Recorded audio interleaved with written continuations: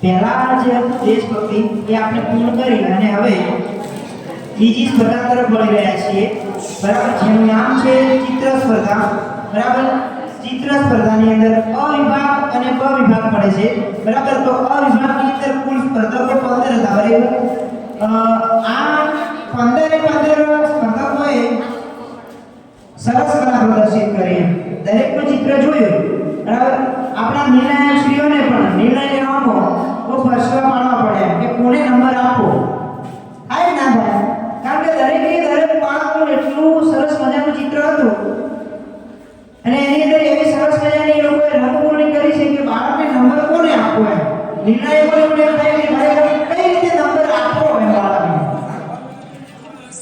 એટલે આપણે આગળ વાત કરી ખરા કે ભાઈ કલા માનવીના મગજની અંદર જે વિકસિત થાય ને, બરાબર, અને એવું જ ચિત્ર અને એવા જ રંગ નિપુણની કરી અને ચિત્ર બનાવવું એ બહુ સરસ વાત છે.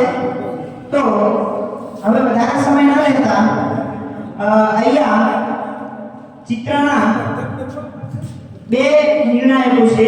બરાબર, જેનું નામ છે શ્રી નાથાલાલ મફતલાલ બ્રહ્મક્ષત્રિય. એને તાળીના ગગડાથી આપણે વધાવી દઈએ. બરાબર, એની લાયકાત છે એમએબી આર્ટ માસ્ટર. બરાબર, વિષયમાં કામગીરી ગુજરાત રાજ્ય પાઠ્યપુસ્તક મંડળમાં ધોરણ 8 થી 12 ના ચિત્રકલા વિષય પર પુસ્તકોના લેખક હતા.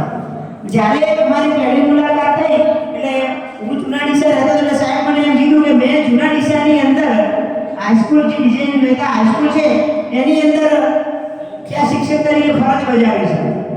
અને સાહેબ કહે છે કે હું ગમે ત્યાં બેઠો હોઉં તો મને મગજમાં આવે ને એટલે કે આનું ચિત્ર કઈ રીતે દોરવું છે. સાહેબ આંખ બંધ કરીને ધારે દોર ચિત્રને તરત દોરી શકે. તો આપણે સાહેબને તાળીઓના ગગડા દઈશું. બીજું નામ છે ચંદુભાઈ કાંતિલાલ મોદી. વિષય કામગીરી આપણે સાહેબ વિષયમાં કામગીરી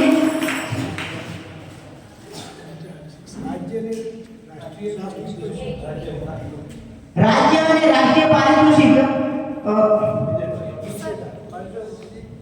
પારિતોષિક વિજેતા ડીસા નિવૃત્ત